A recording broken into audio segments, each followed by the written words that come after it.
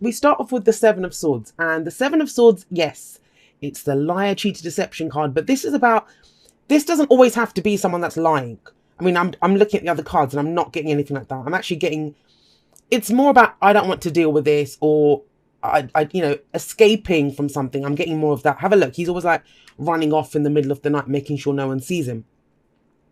So what is going on at the moment, Aries, that you don't want to deal with?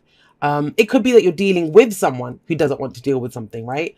And what do I mean by that? This can be the kind of the person who just nopes out of a situation, just ghosts, just disappears. Because they don't want to deal with something. And yes, usually the underlying energy, it's the energy of the person that I'm reading for. So this could be you, could be if you've been thinking about something, because it's swords, right? Thoughts, beliefs, ideas. You've been trying to get to the truth, what your own truth is, trying to figure out, you might have been working on something in secret. Sometimes this can come up when we've got a secret that we're working on, and it's time to reveal it. I always think when the Seven of Swords shows up, those secrets, even if there are secrets, they get revealed. It's time for them to come out. Otherwise, the card wouldn't show up in a spread. What's the point of telling us there are secrets, right, if they're not about to come out? So I always think with the Seven of Swords, they're going to come out. That's why the card came up. And that might be you, that you're ready to reveal something.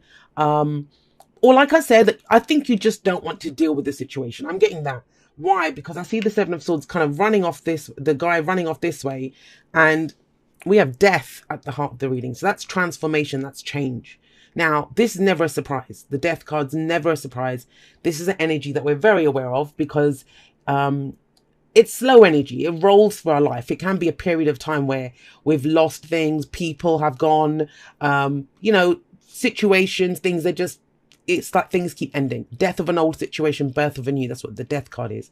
Usually when it shows up in a spread, it's where we're at that point where a lot of things have left and we're like, okay, that's the death of all those things. Where's the rebirth? Where's the new stuff? And it feels like it's coming in. And that's kind of where you are in September, trying to figure out what am I doing? What's the new thing that I want to do? Why am I saying that? Well, we have the Nine of Pentacles coming up as a past energy. And this is, for all intents and purposes, someone who's very comfortable where they are, about enjoying what they've created. This person has created great abundance. I mean, the card before the Nine of Pentacles is the Eight of Pentacles. So that's someone who's worked very hard at something. That's the apprenticeship card. So they've tried to gain mastery. And in the Nine of Pentacles, this person has mastery over whatever it is that we're trying to master, right? I always think the falcon that she holds is that. And she's created this beautiful garden. But this can be a situation that, it becomes kind of stifling because it can become a gilded cage. I always say it's the big fish in a small pond kind of syndrome. And the past can be last week, last month, last year. There's no, it doesn't have to be something that just happened. But we look at the past to know why we're going the way that we're going. And for some of you, this is about your security and your stability. And maybe you stayed in a situation, whether that's your job, because, you might have got paid really well at your job, or, it was convenient, it was close to your home to get there, or, it's okay working there. You did really well there. It could be in a relationship, because we've built a home together. It's all safe and it's secure. It kind of feels though you've gotten to a place where whatever your life is, whatever this situation relates to, it's just, you've become that big fish in that small pond. There's more. There's a whole world to explore outside of this garden. And I think you're starting to get that. I don't think you've acted on it yet. Maybe you've been planning something. Like some of you might have been researching other jobs, thinking about setting up your own business. It could be in a relationship where you just think, yeah, it's okay, but where's the passion? Where's the excitement in this relationship anymore? So we've got that coming up. And so it's interesting to me that the Queen of Pentacles comes up in the present, leading on from this. She brings the value, right? I mean, they're very similar energies. Both of these women are, even this one is about confidence. This person's very confident, very independent. They can do everything themselves. And the Queen of Pentacles is like that as well. She's very good. And I think there's a strong message here for you, Aries, that you kind of understand about your own self-reliance, that, you don't really need to rely on anyone to get what you want. That, if you created this in the past, whether it's with someone or if you did really well at that job, you can do that anywhere. I always say the Queen of Pentacles, she brings the value. Yes, she can see the value in whatever situation, and she's very good at turning it into great abundance. Like you will see Look at all these kind of fruits that she has around her. That's great abundance. And she's created all of that. This lush garden that she has. Again, right?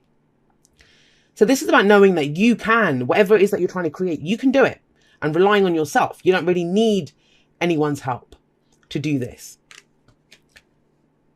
But the Queen of Pentacles, she sits underneath this Seven of Swords. So have you been working on something in secret? Or, you know, if this is someone else, and that could, you know, it's a general reading, so the energies can go both ways. This is Earth energy, Taurus, Virgo, Capricorn energy.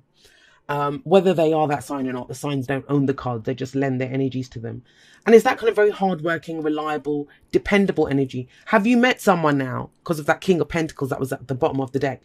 Have you met someone who you're starting to see a different way? I mean, as much as you don't need someone, maybe you've seen someone else that they started their own business, or they left a relationship and went. It's that kind of energy. It's like, well, if they can do it, I can do it, right? Why can't I?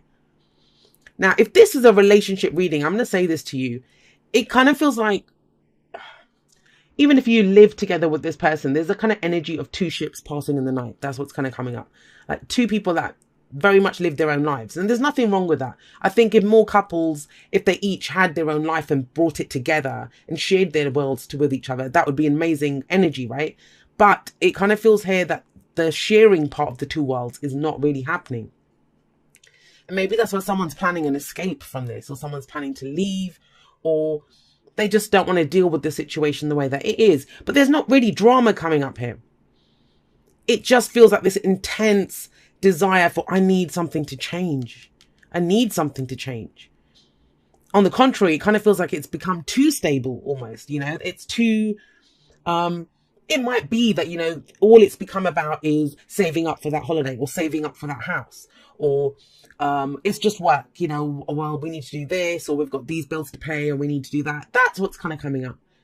Like I said, there's no passion here, especially in the first four cards. And we've only got one major arcana card that came up, and that's death. This is about letting something go, you know, releasing it, that it no longer serves us, and we want something fresh and new that comes in. That's something that is good for us, that, you know, we would feel good doing it. And that's why it's no surprise to me we have the Eight of Cups coming up as a future energy. So, I mean, if you're not there yet, I mean, I kind of see with the Nine of Pentacles and the Queen of Pentacles, this kind of evaluation happening. Taking stock of what's gone, what's left, what am I dealing with. There's a lot of kind of figuring out going on. I kind of see that with the sevens anyway. You know, so we're trying to figure out, is it worth the risk? Is it worth doing this? Do I want to stay in this with that Seven of Swords there? And with death, there's just a desire for transformation, change. And at this point, it might be even that I'll take change, any change, as long as it's change. But if you have it, and it may be that as you kind of get into September, or even for the large part of September, you're not quite ready to make that choice. I kind of get the sense, and that's just intuitively I'm picking up, that, you know, it'll be by the end of the month, or even, you know, going into October, because this is a future energy, where you finally decide. Now, when I have clients, or when I deal with people and they don't know what they want to do, and I would say, well, if you don't know what to do, then don't make a decision. You know, that's okay to decide not to decide at that moment. Because I think when the Eight of Cups hits, that's when you know what you want. That's when you know. Or when you know what you don't want. This person will walk away from these Eight Cups. And why does this person find it so easy to walk away from the Eight Cups? Why? Because they don't mean anything anymore. This is that card of, you know, you're emotionally done with the situation. And think about it. When you're emotionally done, there's no pain left. There's nothing left. You just don't feel anything for it anymore. That's why he's able to just leave the Eight Cups and wander off, right? And the whole thing with the Eight of Cups is it can have it obviously is gone from the Ace to the Eight. You've put in a lot of time and effort into this, emotionally invested a lot of time and effort into this. And I think it gave you security for the longest time, but it just does nothing for you emotionally anymore. So this is the sense of someone who's emotionally done with the situation. They're just like, you know what? I deserve more than this. I deserve better than this. And it takes faith if you think about it. I always think this card takes a lot of faith. Because he has 8. It's that whole, you know, a bird in the hand is worth 2 in the bush. And this guy's like, well, no. The bird in the hand does nothing for me. I will go for the 2 in the bush. And so he walks away because something's missing. And what does he walk away to? It's the 9 of Cups. And he trusts that he will find that ninth cup. And that will be the wish card. That will be the heart's desire. That's what he truly wants. That's what he truly deserves. And that is the change, guys. You know, if you're longing for change in your situation, and I say this all the time, and I'm always posting about stuff like this on Instagram as well. A lot of people, they wait for change. They wait for it. In fact, recently, because there's been this energy like kind of everything feeling stuck. And a lot of people, and I've been saying it, you know, the green lights are going to turn on, be ready to go. Everything will start shifting. It's okay. And so many people are like, yeah, I'm waiting for that green light. But it's almost as if we're all in our cars waiting for that light to turn green. But some people are in their car, engine on, everything ready. They're loaded up. Everything's going to take on this trip. They're ready to go. Other people, they've not even started the car. You know, they're kind of wandering around somewhere else. And so are you going to be ready to go when that light turns green? And it all depends on us. You know, nothing ever just happens. We create it. We do it. We take advantage of that energy that's coming in.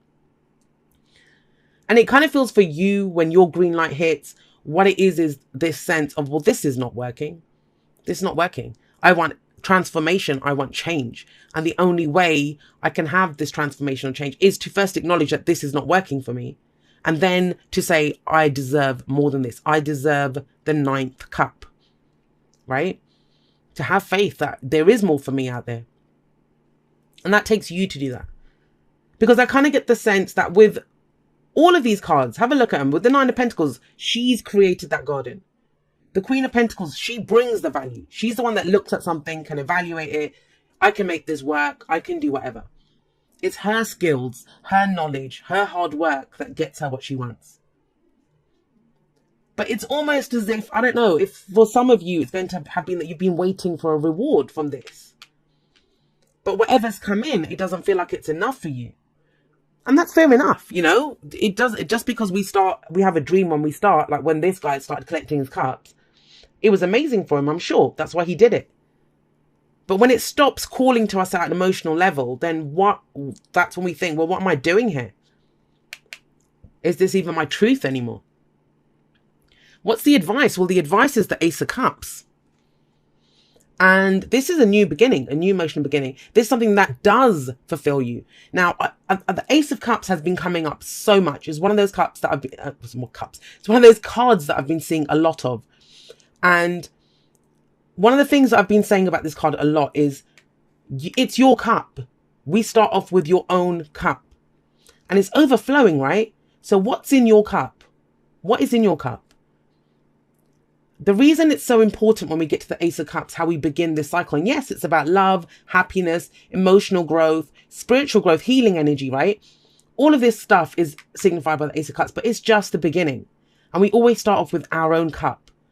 Now, when we take it out there into the world, we're going to move on to the Two of Cups. That's when we meet someone else who matches our cup, right? That's the cycle, how it goes. And so that person's cup is going to match your cup. This is why when the Ace of Cups shows up, it's very important to know what's in my cup. Do I have self-worth? Do I love myself? You know, every great love story begins with how we feel about ourselves. Do I have peace?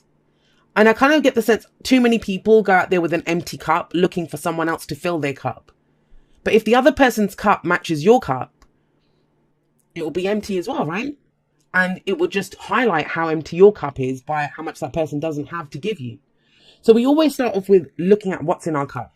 So what makes you happy? What is your heart calling you to? What do you love? These are the kinds of things to go for. You know, I get asked a lot of times, especially for work readings, let's step away from the kind of love and romance stuff for a moment.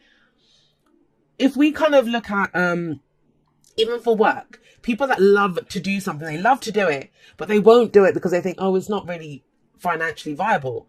And so they get into jobs that don't do anything for them. Like, you know, I don't know. I've got someone that I know who is a computer programmer, but what they actually would love to do is to make music. But music's never been seen as being financially viable. So for some of you, it's almost as if you've been doing something, whether staying in that relationship, whether staying in that job, because it's good financially, or it brings you that security, but it's not enough for you. It's not enough. You want this. You want your cup, to be overflowing, right? And that's the advice. Go for what your heart wants. take it from me, and I come from a corporate background. I've worked in offices and, all sorts of stuff, that if you love it, you do it for the love of what you're doing, and it will always pay. It will always pay if you turn what you love into your work. It doesn't even feel like work, and you'll work even harder at it. Right, let's get you some oracle cards and we'll see what's happening. Let's get you one from the romance angels first of all. It's not worth it anymore. The 10 of Wands came up there. This is about putting down a burden as well, right? This is a card that's been coming up a lot as well. I've been seeing the Ace of Cups and the 10 of Wands everywhere. And it's almost as if I know what's not working for me. All of this that's why I love about retrogrades. They get us to slow down and to do some of the inner work and to kind of look at, well, what's really going on with me, right? Because we can't distract ourselves with outward things. And here it's like, whatever your situation is, where it once may have given you security and stability, now it's almost become a burden. It's that stifling energy. That's why you're emotionally done with it. You're ready to put that burden down. How do you put that burden down? By following what your heart's calling to. Now, this doesn't mean that you actually literally, the 8 of Cups. People often say that, someone walks out of a situation. I will say this, for some of you, that is going to happen. Because with the 7 of Swords and the 8 of Cups, you're ready to leave. But it doesn't have to mean that. It's cups. It's just we're emotionally done. We want to feel a new way about the situation. And the Ace of Cups says that you can. Your heart, your feelings are your divine guidance system. What are they saying? What are you actually being called towards, right? To some of you, want a vacation or a trip. Now, honeymoon doesn't have to literally be a honeymoon. Actually, it could be for some of you. It could be like a second honeymoon. If you're in a relationship and all you guys have been doing is working or focusing on the practical stuff, it may be that you decide to take a trip away together. But it's this honeymoon. Enjoy the bliss of holiday time together. So this would also say that, a time for a break, maybe to reconnect at an emotional level, to get that second chance in a relationship. Because the Ace of Cups can be that. A new cycle beginning it doesn't have to be, got 2 here for you. So it says, do something for someone else. Give your attention to someone else. And I kind of get the sense that this is for whoever has been focusing on their work. Focusing on, and that doesn't have to just be in romantic situations. Maybe your work's been kind of just taking up a lot of your time, effort, attention, all of that kind of stuff. And it could be friends, it could be family, because the Whispers of Love refers to all kind of love in all its variations that come up in our life. Love's love, but we see it in different ways. But that's why I love the Whispers of Love deck, because it's about all kinds of love. So, giving your attention to someone else, that could help us too. And then you have practice compassion, see things from a different perspective. So it kind of feels like there is something going on here. I think it's kind of been maybe ignored or not seen. 7 of Swords. Maybe someone hasn't felt they could speak up about something or say what's going on in the situation. But, the Ace of Cups comes out of this. It's moving towards something that is more emotionally fulfilling for you. Right, let's get you one from No Place Like Home. And it's interesting that this comes up. And I kind of feel like this is true security. What's home? Home is where we're safe, where we're secure, right? Where there's comfort to be had. And it kind of feels like whoever this message is for, it may not even be for that many people. It seems quite specific. You've been looking outwardly for that kind of support, either from a relationship. And Pentacles can do with, they can be relationships because it's the physical, earthly aspects, things that we can see, feel, and touch, right? The people around us, our homes, jobs, investments, savings, anything that gives us that kind of security. But No Place Like Home says, you always have a home in yourself. You always bring yourself safety, security, and all of those things that you look for. How? By being true to who you are. And one of the things that I love about Aries, it's one of my favorite signs. I love Aries and I love Sagittarius for this, is because you guys are so real. So real. Like Aries always, it's often said about him that you guys react immediately or do something immediately to something. And why I love that is because there's no time to kind of fabricate or to come up with a facade or to do anything like that. You're just real, right? Your reaction is very real. But you've not been doing that. That's what I'm getting from this reading. It's very kind of like you haven't been doing that. Maybe, and it is very obviously because of the 8 of Cups there, it's because you've not known fully how you felt about it. It's one of those situations where you just think, well, it doesn't look that bad. So, why would I do anything? It might be that, but it's kind of crept up in you. So No Place Like Home says is be authentically who you are. If you're authentically who you are, always true to your own heart, right? You're always going to be safe. You're always going to go out there into the world and be, know that because you're being truthful to yourself, you're stepping into your own truth, right? You don't have to put on a mask or pretend to be something that you're not for a job or for a relationship or for, sometimes we don't even realize it ourselves. You'll always be safe and secure if you're true to yourself, true to who you are. So yeah, it kind of says it all, right? Whatever it is going to, you have the confidence. That's the whole thing here. Like I said, this is a very confident person, independent, confident. So is the Queen of Pentacles.